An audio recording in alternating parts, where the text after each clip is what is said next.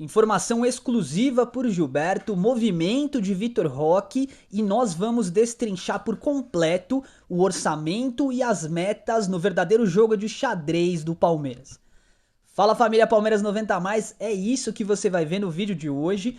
Vamos te atualizar de mercado da bola sem muita enrolação, porque o Gilberto, que é simplesmente um dos melhores laterais que o Palmeiras produziu nos últimos tempos, não deve ser aproveitado no time profissional. A gente já tinha essa informação antigamente, né? Já fizemos um vídeo falando disso, mas agora parece que é oficial. Informação do Flávio Latifi, jornalista do UOL Sport.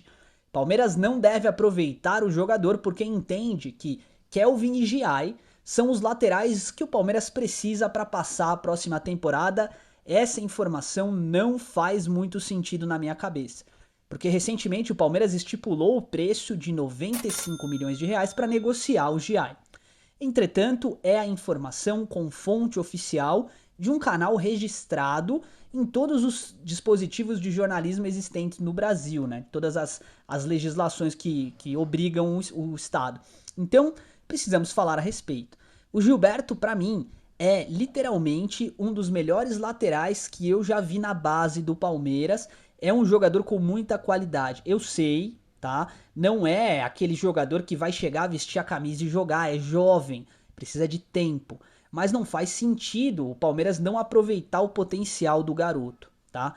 É bem verdade que recentemente a gente viu notícia aí dele fazendo um comentário na internet ou repostando, dando like, alguma coisa assim, numa situação meio polêmica ali envolvendo a não permanência dele, né? Ou seja, um jogador com personalidade. A gente sabe que o Abel Ferreira tem uma política muito objetiva com relação à postura e conduta dos atletas. Diz nos comentários qual é a sua opinião. Faz sentido para o Palmeiras emprestar o jogador? O Palmeiras fez esse movimento recentemente com Naves e Garcia. O Garcia foi inclusive vendido para um time de Portugal, né? E o Naves hoje é titular e capitão também na Primeira Liga Portuguesa. Diz a sua opinião nos comentários porque o nosso giro de notícias vai continuar prosseguindo. E agora nós vamos falar de Flaco Lopes e Vitor Roque. Você faz ideia de quais são os números do Flaco e do Vitor Roque em 2025? Só para você ter uma noção. O argentino participou de 64 partidas em 2025, somando 25 gols e 7 assistências. 32 participações em gols em 64 jogos, média de 0,5 participações em jogo, ou seja, a cada 2 partidas você vai ter pelo menos um movimento importante do Flaco Lopes. Números bons, hein? Números muito bons. Já o Tigrinho atuou em 56 jogos e balançou a rede 20 vezes com 5 assistências. O Vitor Roque demorou um pouquinho mais para engrenar, mas juntos, Flaco e Vitor têm números excelentes com a camisa do Palmeiras. E a gente teve especulação recentemente de que Vitor Roque seria sondado por um clube árabe. Teve informação hoje também dizendo que essa proposta foi real, na casa de 230 milhões de reais, e que o Palmeiras recusou e o atleta também quis ficar. A gente ficou sabendo que o Manchester United também deu uma sondada ali, uma analisada no jogador. Era algo em torno de 300 milhões de reais e o Palmeiras também recusou. Ou seja, por mais que você veja vídeos aí no YouTube ou notícias dizendo que o Palmeiras vai negociar Vitor e Flaco Lopes, desconfie, tá? Desconfie, porque a expectativa é que os dois se mantenham no Palmeiras até o final da Copa do Mundo e aí depois vai ser bem difícil segurar os dois jogadores, tá bom?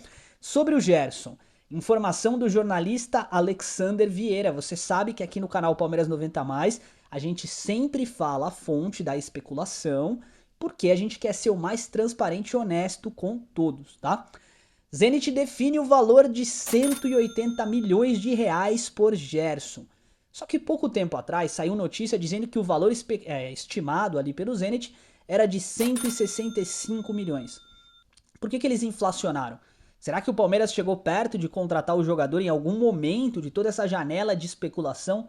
Pois é, os russos são muito difíceis de negociar. E se você acompanha o canal Palmeiras 90 mais, e aí vai mais um motivo para você nos acompanhar, aqui a gente fala muito do bastidor da negociação, né? Que é o que a gente entende um pouquinho aí para poder falar. Os russos têm um método de negociação muito objetivo. Grana. Objetivo e direto. Eles não cedem, tá?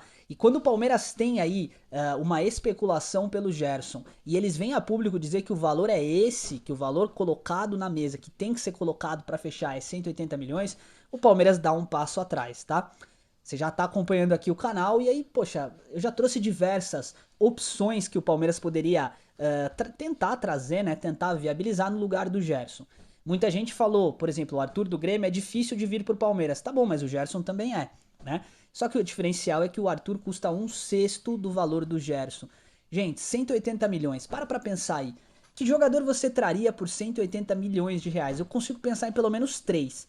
Só o Ezequiel Barco do Spartak custa 100. Daria para trazer, só para você ter uma noção, um Marcel Ruiz e um Ezequiel Barco. É muita grana. O Palmeiras não deve fazer esse movimento fora da realidade. Deve esperar pelo menos mais uma temporada, porque a partir de 2028, podendo ser antecipado para 27, a Rússia vai baixar um decreto, tem informação também, a gente já falou aqui no canal, tendo que autorizando, né, um limitante de 10 jogadores estrangeiros por equipe. E aí eles vão ter que negociar o Gerson, então, gente, de uma vez por todas, fora da realidade. Sobre o Emiliano Martinez, ele foi especulado no Porto hoje, tá? Proposta de 58 milhões de reais é o valor que o Palmeiras espera receber. Fonte do setorista Matheus Martins Fontes, né? Uma saída interessante pro Palmeiras, hein? Pro jogador também. Eu queria entender o que o scout do Porto viu no Emiliano Martinez, mas assim, pro Palmeiras seria maravilhoso e pro jogador então, né? Nem se fale. Eu acho, tá? Tenho aqui pensado na minha cabeça que o Palmeiras não vai manter Emiliano e Aníbal. Não tem como, né? O Aníbal por questão de ao que tudo indica, né, pelo que a gente viu na ESPN da Argentina, por questão de ambiente, e o Emiliano porque não conseguiu desenvolver um bom futebol. Entretanto, depois daquela cobrança pública da Leila Pereira, a gente fica com o pezinho atrás, né? Não dá para saber o que vai acontecer no Palmeiras. Uma coisa eu posso te afirmar: os números do Palmeiras estão na mesa. A gente tem acesso oficialmente a métricas que o Palmeiras pretende receber, né, de receitas e tudo o que o Palmeiras tem definido como meta de desempenho. Nós vamos falar disso agora, mas antes da gente começar a falar, você precisa entender um conceito básico para a gente poder prosseguir no assunto: inflação. A inflação é basicamente um aumento, tá, contínuo e generalizado dos preços e produtos, né, e serviços de uma economia. A cada ano que vira, o seu dinheiro ele vale menos, o nosso dinheiro vale menos, né? E os produtos e serviços eles são majorados, tá? Então, o que acontece? Aqui você tá vendo na tela o orçamento e as metas que o Palmeiras tem bem definido. Em especial, nós vamos começar falando dos orçamentos, tá? O Palmeiras tem como expectativa receber 185 milhões de reais com direitos de transmissão em 2026, sendo que em 25 foi 172 milhões. Então você percebe um aumento ali de 7 milhões, né? Para uma pessoa que apenas bata o olho no número, ela vai olhar e vai falar assim: ah, beleza, o Palmeiras vai ganhar mais dinheiro. Não, calma. Esses 7% eles referem-se também à inflação do ano, tá? Então, não é que as emissoras de TV estão mais boazinhas com o Palmeiras. É que o Palmeiras dá rentabilidade, eles querem manter o Palmeiras em foco nas telas, né? Mas é claro que eles também têm aumento, majoração, o Palmeiras no caso, né, de custos. Então o Palmeiras tem um crescimento aí nos direitos de transmissão com as emissoras de TV, Cazé TV, enfim, mais grana que vai entrar para os cofres do Verdão. Publicidade e patrocínio, mesma coisa, ó, crescimento de 28%. Aí como é que a gente analisa esse dado? A gente tem alguns diferenciais, né? Como por exemplo a chegada da Sil, novos patrocinadores chegando aí, né? E o Palmeiras também realmente 259 milhões para receber em 26 contra 201 de 25, bons números, né? Arrecadações de jogo, o Palmeiras prevê um aumento de 11%. E aí eu faço uma pergunta: esse aumento de 11%, será que eles vão aumentar o valor, o custo do ingresso para a torcida? Faz sentido isso? Porque não tem como você estimar 11% de crescimento em arrecadação de ingresso. A torcida do Palmeiras não vai aumentar 11% em 2 meses, né? Esquisito. Isso aí a gente vai ver no decorrer do ano, tá? Sobre negociações de atleta, aí é o dado que tá todo mundo falando, né? Palmeiras estima vender 399 milhões de reais, né? Alcançar essa receita com venda de atletas contra 301 do ano passado. factível, possível, um número que faz sentido, tá? 399 milhões de reais com venda de atletas. Se o Palmeiras vendeu o Alan, já chega bem perto disso, né? Então, assim, é bem possível que isso aconteça. Agora, com sócio torcedor, um crescimento de 5%, 84 milhões, então, contra 80 do ano passado. Factível também, acho que pode acontecer, né? Desde que o Palmeiras continue incentivando a chegada de novos sócios, faça campanhas promocionais, pode acabar acontecendo. Time Mania, a diferença aí de 200%, nossa, bem agressivo, né? O que o Palmeiras espera receber de diferença. E aí com premiações, ou seja, premiações por títulos e por avançar em Copas, né? O Palmeiras espera crescer, reduzir, na verdade, de 64 milhões, que foi o ano passado, para 61 milhões.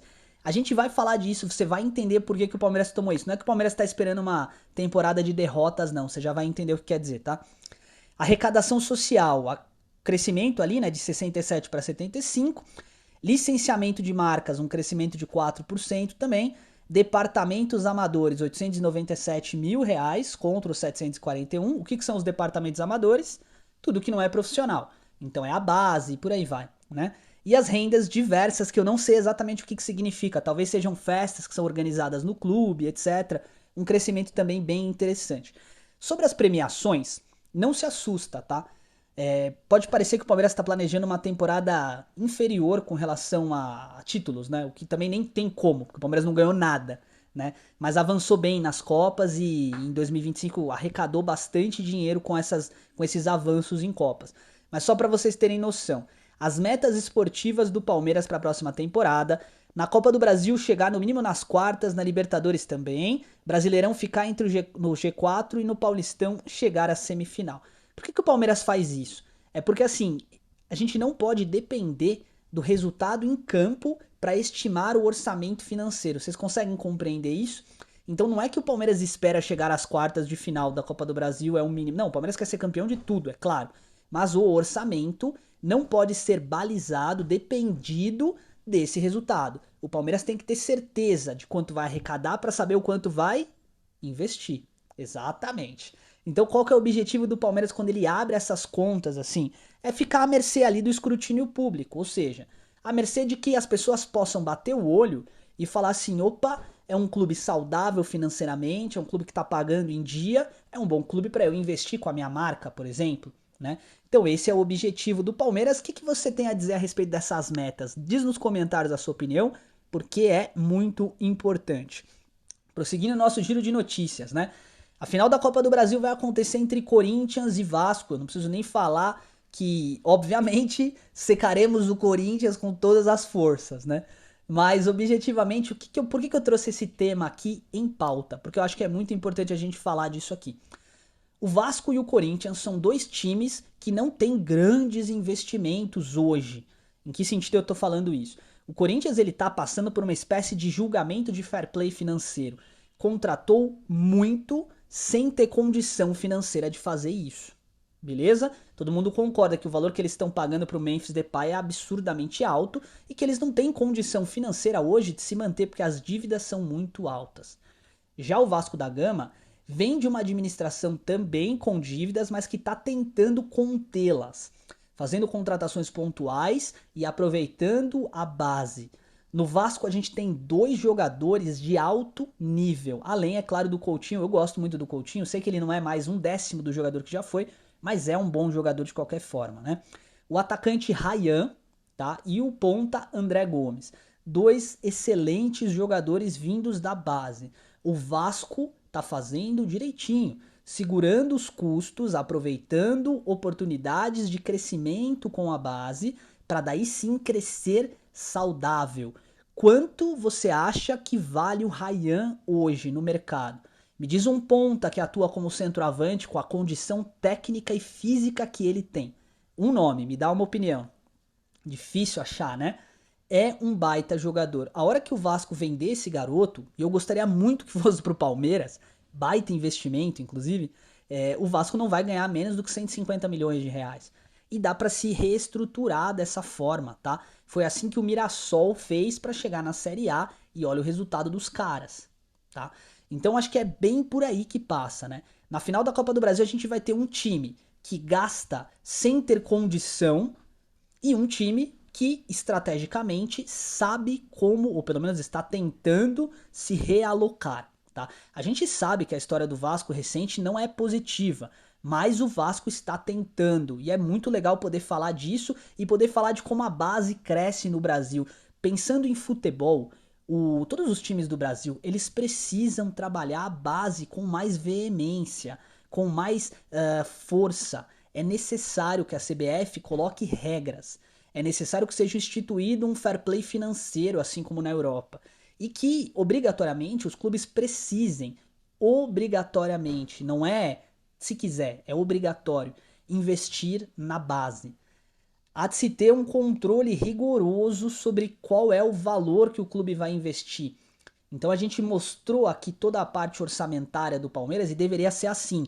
Obrigatoriamente, todos os clubes vão ter que abrir essa informação e é obrigatório X% do investimento do clube, da receita do clube ou qualquer coisa que o valha, tem que ser reinvestido na base, porque é assim que a gente vai voltar ao topo do futebol.